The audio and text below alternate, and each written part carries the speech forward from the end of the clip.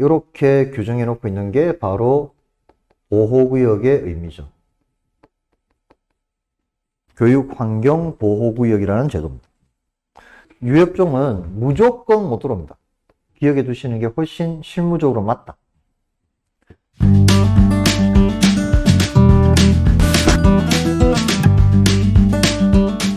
두 번째 개별법으로 넘어갈게요.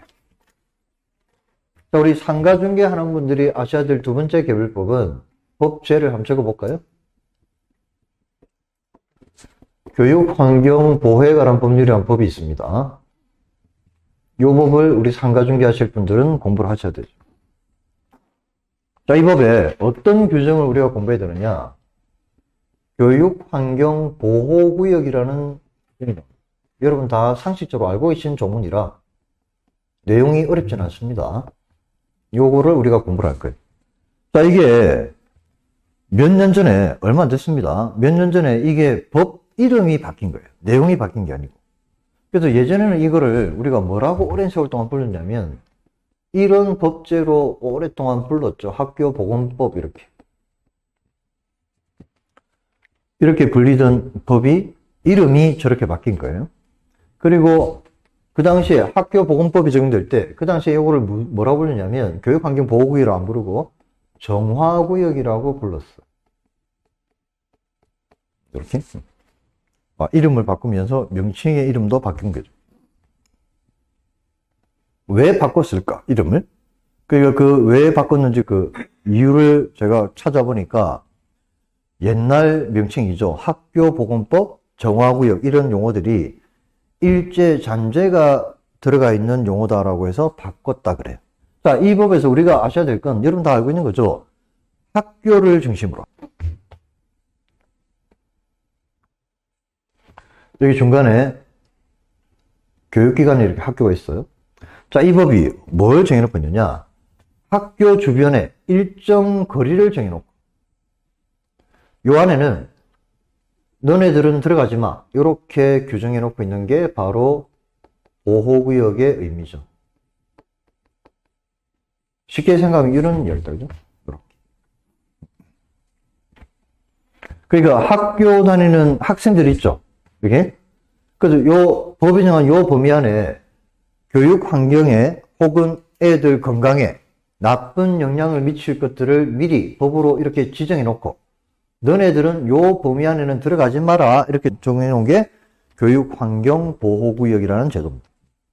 그럼 우리가 상가중개를 하는 입장이니까 우리가 중개하는 중개대상물이 만약에 보호구역 안에 들어가 있어요. 이렇게. 근데 이 건물에 이런 업종을 중개하게 되면 도장 찍을 수 있다 없다? 법이 들어가지 마라 그랬잖아요, 얘들. 이거 도장 찍는 순간 중개사고라니까.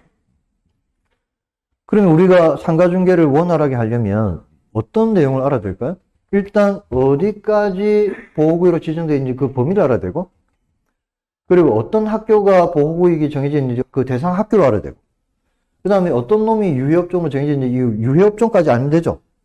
요 세 개만 알면 이 법과 관계된 중개사고는 다 막아낼 수 있어요. 자, 차례대로 가볼까요? 일단 요 범위부터 가보죠. 자, 보호구역은 우리 현행법이 두 가지로 구분해 놓고 있습니다. 절대 보호구역이 하나 있고요. 상대 보호구역이 하나 더 있어요. 이렇게 두 개로 나눠 놓고 있는데, 절대 보호구역은 어디까지를 범위로 하느냐? 자, 그 기준점은 학교 출입문 기준, 출입문. 출입문으로부터 반경 50m까지를 절대 보호구역으로 정해놓고 있습니다. 이렇게. 반면 상대 보호구역은 그 기준점이 어디냐면 학교 경계선 기준이에요. 학교 경계선으로부터 직선거리 기준으로 200m까지. 이렇게 보호구역을 두 가지를 따로 정해놓고 있습니다. 자, 그러면 이쪽 그림에다가 법이 정해놓고 있는 보호구역을 한번 표시해 볼까요? 자, 여기 중간에 교육기관이 있어요. 여기 애들 다니는 정문이라고 보고, 이쪽 위쪽이. 그러면 절대 보호구역은 학교 출입문부터 반경 50m니까 얘가 출입문이잖아요. 출입문으로부터 이렇게 반경 50m까지가 절대 보호구역으로 지정되어 있는 거죠. 학교 정문 바로 앞에 반경 50m.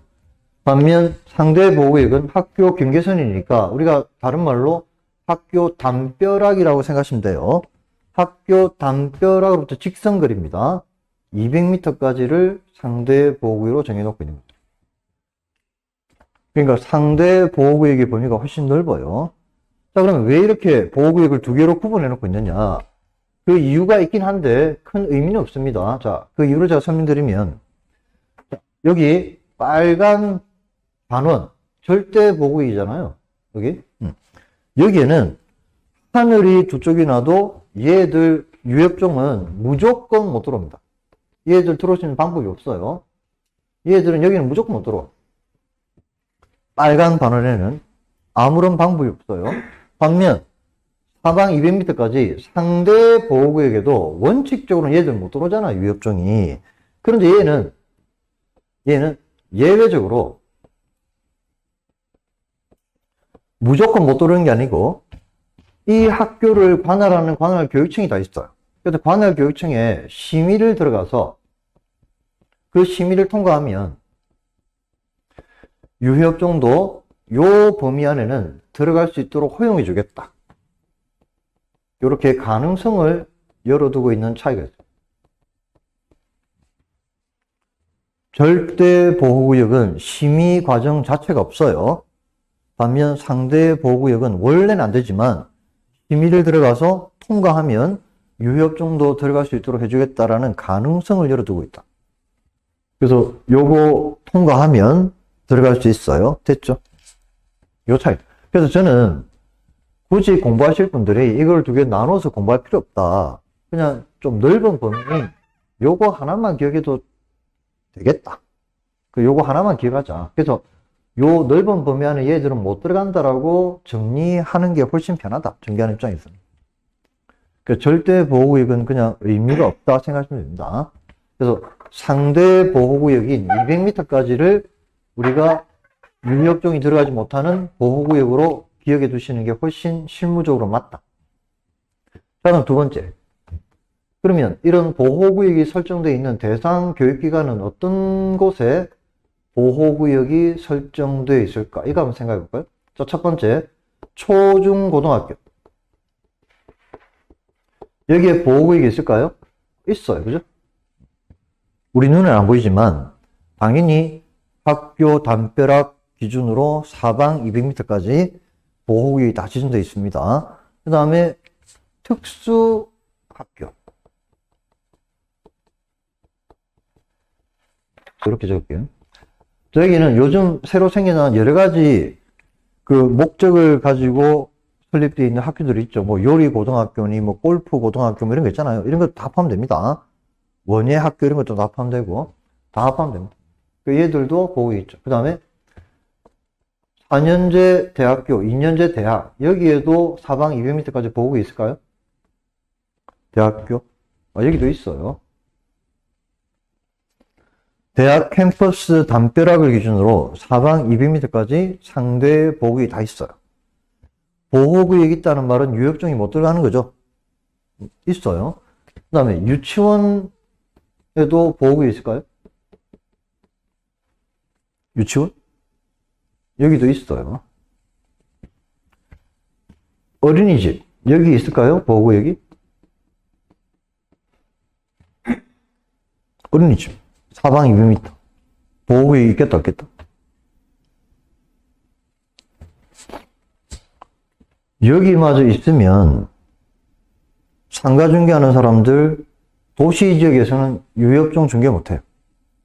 천만다행으로 얘는 없어요. 얘는 없어요.